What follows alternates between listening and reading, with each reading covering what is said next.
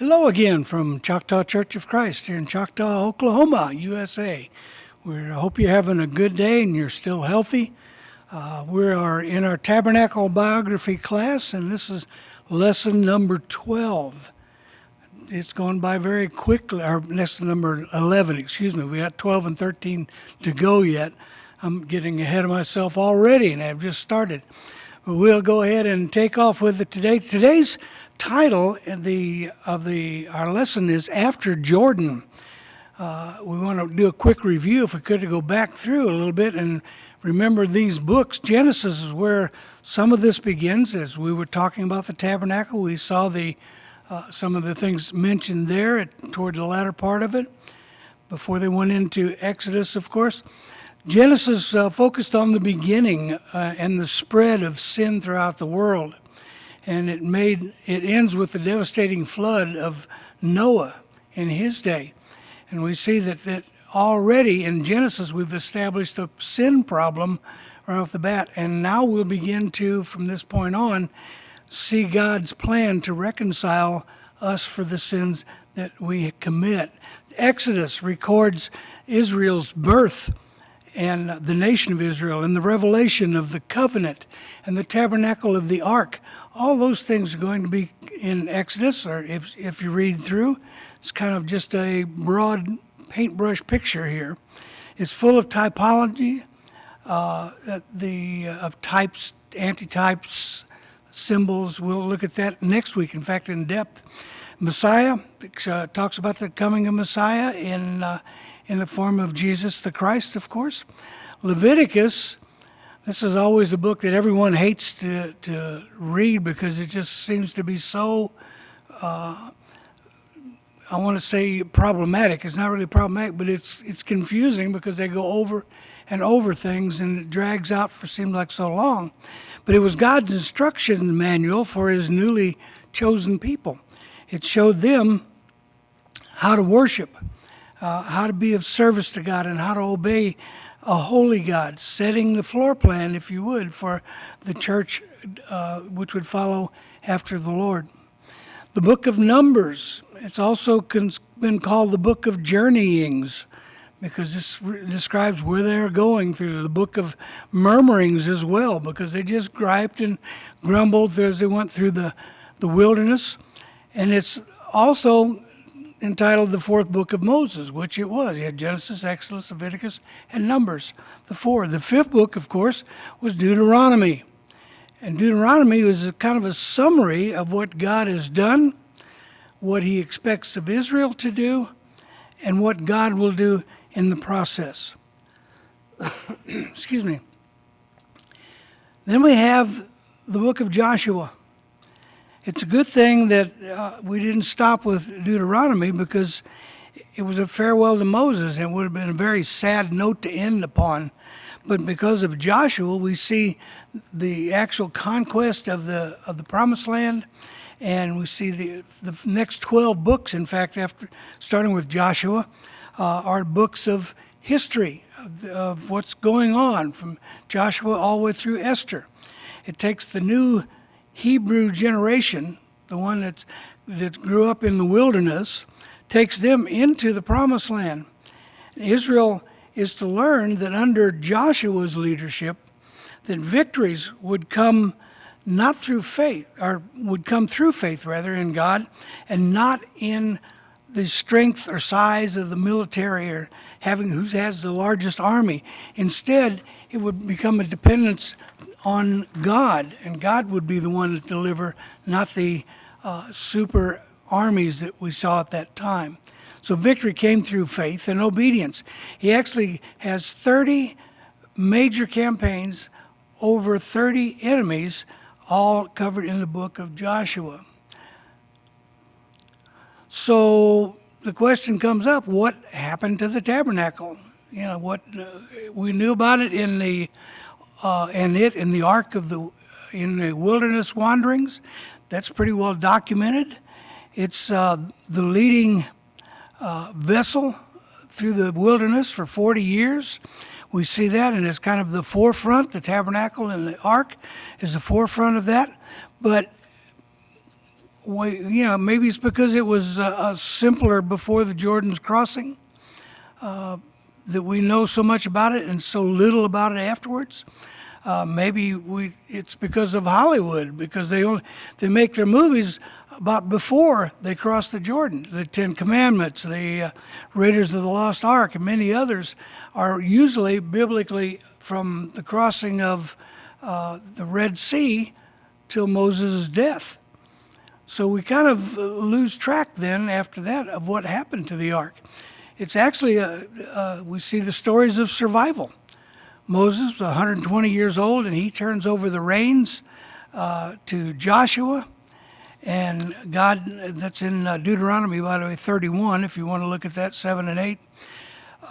God told Moses, you can look into the promised land, but you can't go into the promised land because you sinned against me in the wilderness, just like the others did. But God still buried him somewhere in the valley of Moab, and no one knows for sure exactly where. And Deuteronomy 24, 5 through 8 speaks exactly to that point.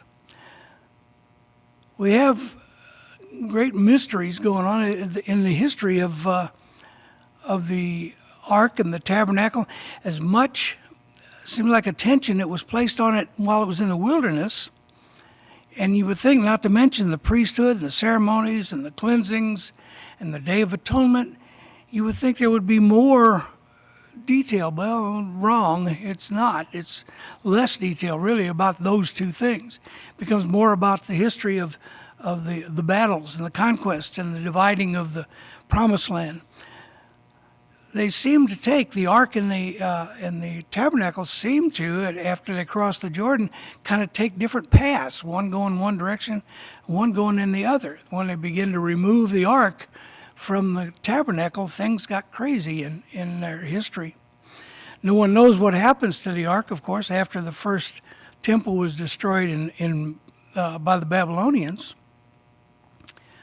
But honestly, the tabernacle had gone out of use years before that happened, so it was kind of pushed aside, and we'll look at that a little closer probably next week. The beginnings at Jordan, with the promise of Joshua, God made a promise to Joshua in verse 1 through 3 that said, every place that the sole of your foot will tread upon, I have given you, as I said to Moses. So they were camping in the acacia grove, known as Shittim, and they get assigned the tribes there. God says, okay, here's what we do. We'll cast our lots, and Reuben and Gad and the half-tribe of Manasseh, they will get the lands on the east side of the Jordan River. All right, but they're not going to be staying there for a while. They're going to come into the promised land with the rest of Israel and help them to conquer that land. And then they'll come back and settle on the east bank, if you will. So they send two spies, Joshua does, over to Jericho. You remember that story where Rahab was there. She hid them out and let them down the outside wall. She lived in an apartment, if you would, kind of on that wall, and she lowered them out so they could sneak out and not be caught. They hid out for 3 days and finally get back, and they tell him that this is going to be a great place. And they say, the Lord has delivered the lands, and all the other nations are frightened to death of Israel's God. They've heard about him. They've heard about them crossing the Jordan River. And now they're saying, hey, this may be something we have to reckon with. And they're beginning all of a sudden to realize that this is not just a bunch of wandering nomadic people out there, that they actually have a God behind them and an army as well. So they make the camp for 3 days there at the camp, and they are ready to cross the Jordan River. The priests were supposed to lead across with the ark. They would go halfway to the center of the Jordan and then stop, and the rest of the people were to follow. And they were supposed to follow a half a mile behind, but to keep your eye on the ark. That was the order, was watch the ark and see where it goes. Of course, it was covered with a blue sheet. They couldn't see the ark itself, but they knew exactly where it was because of that. So the crossing of the Red Sea is it had its problems, and so did the crossing of the Jordan. The Red Sea, the Egyptians were closing in from behind, if you remember, and the people were almost panicky. When they got to the Jordan, this new generation was not so panicky. They were ready to follow. They said, we'll go where you need us to go, Lord. Well, it was in the springtime, and the Jordan was treacherously flooding at the time. It was overflowing well over its banks. Normally, it's about 100 feet wide and about 3 foot across, or not 3 foot, excuse me, about 100 foot wide. And there it is, and 3 to 10 feet deep. That's what my 3 was. But that's not very, you could have waded it at the time. But when the spring came and the floods came, there's a lot of tributaries that feed into the Jordan, and it swells and goes over its banks. And this is when they arrive and get ready to cross. Wouldn't have been anything if they'd have crossed one that was only 100 foot wide and 3 foot deep. Big deal, so what? But this was during the flood time, and God makes a way for them to get across. The priests lead the way carrying the ark. As soon as the priest's feet, this is what God told them, touched the Jordan, those that were carrying the ark, the waters would dry up. And that's exactly what they did. There was the parting of the waters, the upstream waters piled up. Joshua 3:15 through 17. God separated the waters and caused the upstream waters to kind of build up and make almost like a wall, stopping everything behind it. And what was in front of it just drained out on down into the Dead Sea, the Salt Sea, as it was called. The priests waded into the middle of the river on dry ground, and as Israel crossed into the Promised Land, opposite them, they watched them march through. Joshua told them, under God's direction, told the men to 12 men, pick one from each tribe, and gather a stone, a large stone from the middle of the dry Jordan on his shoulders, and take it to the night camp and erect a memorial of their crossing.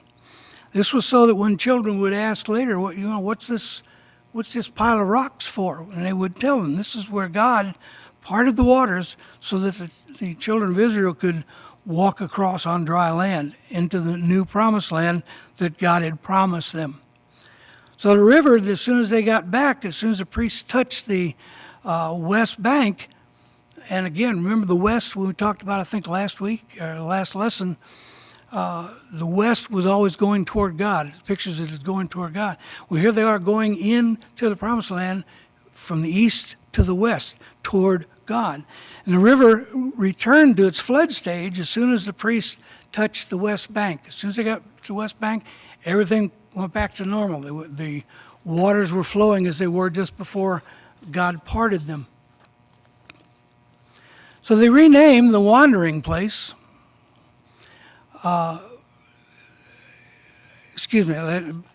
before we get to that, they restored some of the promises. Did I miss that one? Nope. Okay, let's go on to that one then. Restored the previous practices of the Passover. They had not observed that while they were in the desert.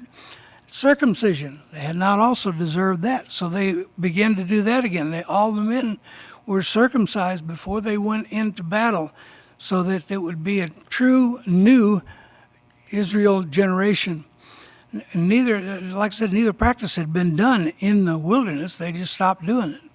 And the manna stops as they cross the Jordan.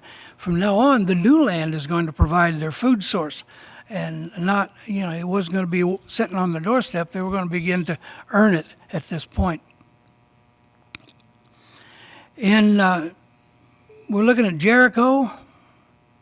Let's see, Tabernacle stays here around 14 years, the Israelites. Is that what I want? There we are. I got one slide behind, I'm sorry. At Jericho, this is chapter 6, by the way, of Joshua, if you're following along in your Bibles. They had an army of about 40,000, the Israelite army, and God told this 40,000 to march around the city with, of course, the priests in front for 6 days. On the seventh day, 7 priests and 7 trumpets of ram's horn. Now, granted, it wasn't a brass trumpet. It said, I want ram's horns, to walk before the ark 7 times around Jericho, and then the priests were to blow those ram's horns, and the people shout a great shout, and the walls, as we know in that song, come tumbling down, right? And it just like that. And to this day, archaeologists have been there to the old Jericho city, and they've noticed that the walls fell, but they didn't fall inward, they fell outward, saying it was something pushed them out.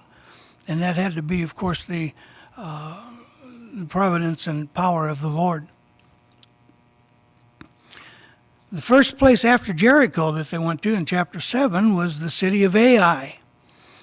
And they had such an easy time with Jericho.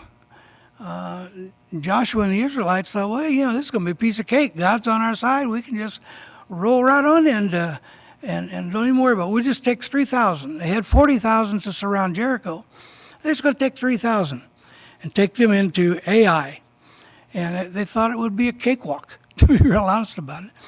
But they got whipped. The people's hearts, the Bible says, melted and became like water. They were so frightened. What happened? We had such a success at Jericho. Joshua falls face down in front of the ark, and he's begging and pleading, why, God? What happened? What did we do? Well, what they didn't know at that point was there was a traitor, so to speak, in the crowd of Israel. God had said, no, under no circumstances do you take any spoils. You don't bring anything back that belongs to me, not to the children. This is mine this time, and I want it all destroyed. Nobody keeps it. Well, a fellow named Achan decided he'd keep a robe and some gold pieces and a few minor items, really, when you think about a city the size of Jericho.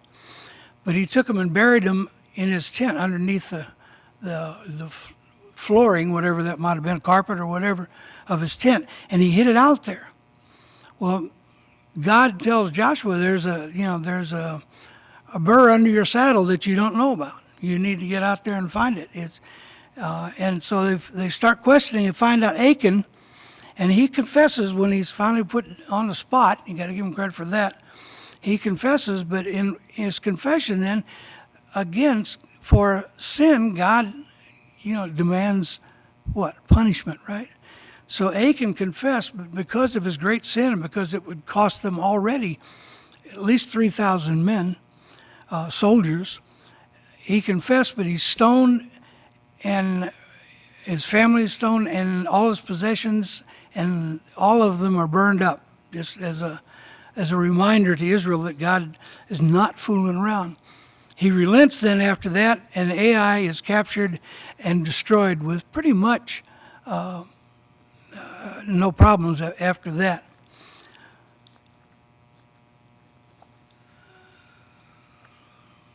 The entire nation gathered at a place called Shiloh then in the territory of Ephraim. It's a plain, it's about 10 miles across, and right in the middle of this plain there's a little elevated area, and that's where the tabernacle most likely would have stood. It became a national meeting place. It would remain there for 369 years. And the glory of the tabernacle, unfortunately, began to depart almost as soon as it was erected in Shiloh.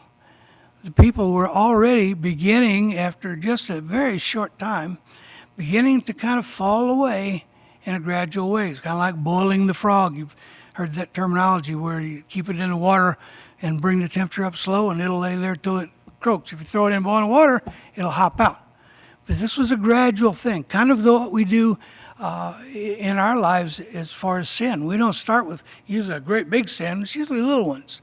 And they just pile up and they begin to say, well, that wasn't so bad. We'll go on and do this, and nothing happened to me. That's kind of the way the Israel got at that point. So the glory begins to depart. Joshua dies, and when he dies, there's a big scandal, I guess you could call it, between one of the priests as he's going through the land of Benjamin, and he has his concubine, and they They kill her, and it starts a big civil war, is what happens amongst the Israelites. And we have the city or the tribe of Benjamin against Israel, the rest of Israel, and they come almost wiping out Benjamin out of this whole deal, and it's all because of the skirmish that they couldn't even get along amongst themselves. Does that sound kind of familiar? I think it does for a lot of places and a lot of people. But you can read that in Joshua 19 through 21 if you want to look at that in a little more detail. So for the next 2 centuries, the Tabernacle story just kind of is blank. So for 200 years, we don't know too much about it other than it was a period of oppression for Israel. It suggests that Israel was really falling away and beginning to turn away from God. And the way it's described in Joshua 21:25 says that in those days there was no king in Israel. Everyone did what was right in his own eyes. And if you really think about that, how powerful that statement is, everyone doing what is right in his own eyes, can you imagine today? We live in a country that's full of freedom. But if they were to let us do as what we thought was right in our own eyes, what a chaotic situation that would be if we didn't have some type of and form of guidance and laws. And they've chosen now to kind of start ignoring God's way and going in their own. So the Philistines now, which is going to be a pain in the back for the Israelites for a good number of years yet to come. In 1 Samuel chapter 4, which is about 1050 BC, if you're into the dates, Israel camps beside Ebenezer, and the Philistines camp beside Aphek, which is like 2 hills, and then down in the valleys where they will meet and fight. Well, they do that. Israel gets down there, and are getting whipped, and they turn around and run, and they lose about 4,000 soldiers because of it, 4,000 Israeli soldiers. And on top of that, two, although wicked, spiritual leaders, the sons of Eli, who was the high priest at the time, they were killed. So there's a lineage that's dropped off now. Eli's sons get killed. So this was kind of really a hard pill for Israel to have to swallow. So they go back and they decide on their own. They choose to do what's right in their own eyes. And they go back and they say, okay, what we'll do is we'll take the tabernacle, or take the ark out of the tabernacle. And we'll take that ark out there and we'll carry it out into the battlefield.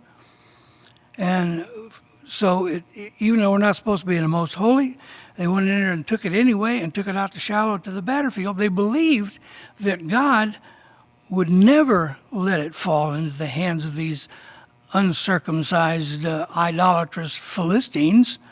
There's no way God's going to do this. Okay, God, here's what you got to do.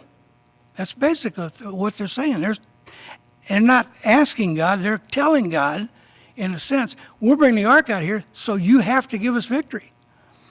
Well, 30,000 more soldiers die. And they not only lose the battle, but they lose the ark on top of that. What a drastic, tragic thing. The highlight of the last 40 years of wandering and then into the promised land. And now it's gone. And the enemy holds it. On top of that, when they come back to give the word back to Eli, the high priest, they come back and tell him, hey, we've been defeated and your 2 sons have died. At the news, of course he's old, but he falls off of his seat and breaks his neck, and he dies. So now they're without a high priest, they're without the ark. They are in deep trouble. It's a tragedy for them.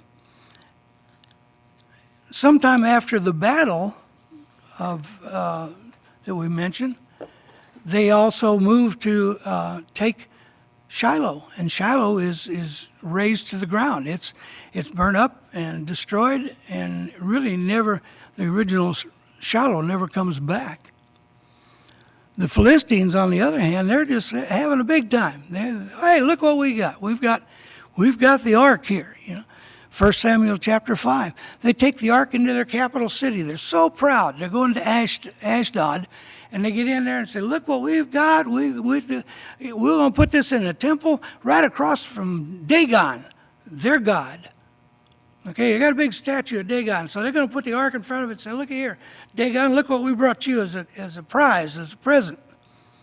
Well, next day, they get up, and Dagon's statue has tumbled to the ground. They say, oh, well, it must have been a slight earthquake or whatever. I'm speculating what they said, but so something happened. He fell over. We'll just set him back up. So they set him back up again in front of the tabernacle, or in front of the ark, rather, and they go about their business. Next day, they come in there, and it's fallen over again, only this time it was face down. The head was broken off, and the hands were broken off, showing complete defeat of their God. Of course, the ark is fine. Nothing happened to the ark. And all of a sudden they're saying, wait a minute, maybe there's something going on here. Well, there was quite a bit going on there, because after they reset it and they go in and find it the next day, the plagues begin. And oh man, do they have a problem with the plagues. So they, excuse me. So they decided, maybe we're going to move this thing. Well, let's send the ark over to Gath. Let's send it to Gath. And Gath says, oh, we don't want it.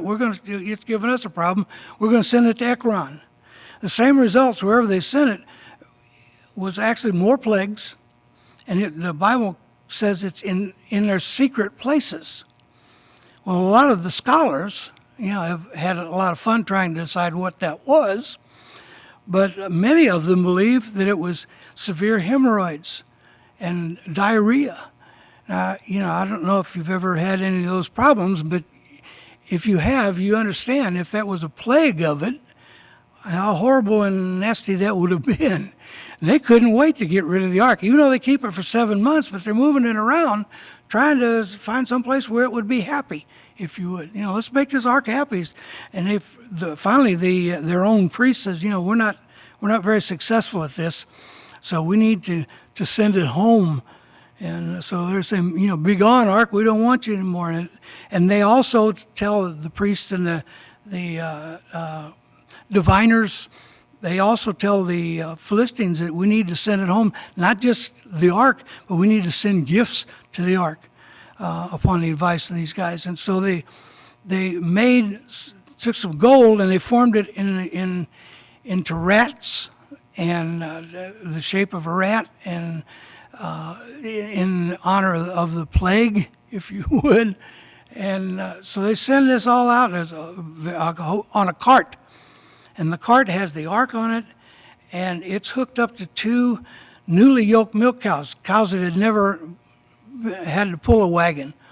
And they put these milk cows out there with the ark on it, and they say, okay, if their God is with this thing, we'll let him guide it home. Well, it immediately left their captive men, and they head to Beth Shemesh. Did I go too far? Yeah, there it is. I jumped one. So, Beth Shemesh was a town that was occupied by the Israelis, and Israel sees it coming, and they're so happy and they're celebrating, and the first thing they do is they look in the ark. What's in? Is anything still in there? Well, the only thing was left in the ark at that point was the stone tablets. But they look into the ark, and 50,070 men are struck dead because they desecrated the ark in that manner. They had no business being in there. They weren't royalty. They weren't Levites. They weren't priests. They, excuse me. They had to. They had, like I said, they had no business there. So they should have stayed out of it. They didn't. The men in Kirjath Jearim, another little town, hear about it, and they come and take the ark home to them, and they leave it at the house of Abinadab.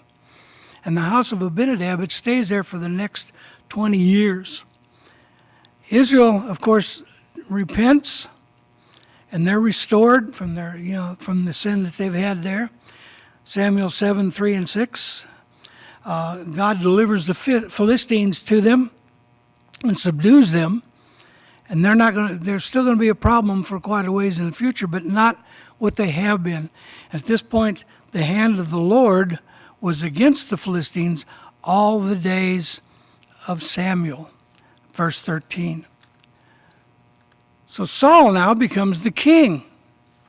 Samuel's the new high priest. He assumed the duties after Eli died. And now he anoints under God's orders Saul. He moves the tabernacle, Saul does, to the city of Nob. And then he finds out, this is about the time that David is there playing the harp, or not playing the harp any longer, but has become an enemy to Saul, not by David's choice, but by Saul's choice. And Saul is hunting him down. David had gone to Nob and talked to the priest, and his army was hungry, and they ate the showbread, if you remember, out of the high place. He said that was all we have. Well, Saul found out that he is feeding David's army, so he comes in and massacres 85 of the priests in Nob and a number of civilians in Nob. And then he moves the tabernacle from Nob to Gibeon. And when he moves it to Gibeon, it stays there, but until David comes along, and David will move it back. But it would stand there throughout the reign of David until Solomon actually ascends the throne, and that's when the ark really goes back to its proper setting, if you would. Excuse me. So David becomes the king, and the tabernacle, complete with the altar of burnt offering, was still in Gibeon, but it didn't have the Ark of the Covenant. It was still missing. It would stand there. It was still at the house there of Abinadab, and it would stand there throughout the reign of David until Solomon ascends to his throne. And when Solomon comes to his throne, then he will move that whole setting of the tabernacle and enlarge it into such a grand scheme that people will just be in awe. They'll come from all around the world at that time just to look at Solomon's temple. It was that glorious. And so at the ark had rested at the house of Obed-Edom in Judah for about 80 years. And David erects a replica of the tabernacle there in Jerusalem, and eventually he installs the ark there.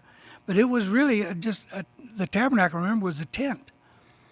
And David hated to see God's house being a tent, and he was living in a palace. He thought that wasn't right. So he wanted to make an ark, or make a tabernacle, and as a result, oh, bless your heart. Thank you, sir. Let me get a little sip here. That'll help.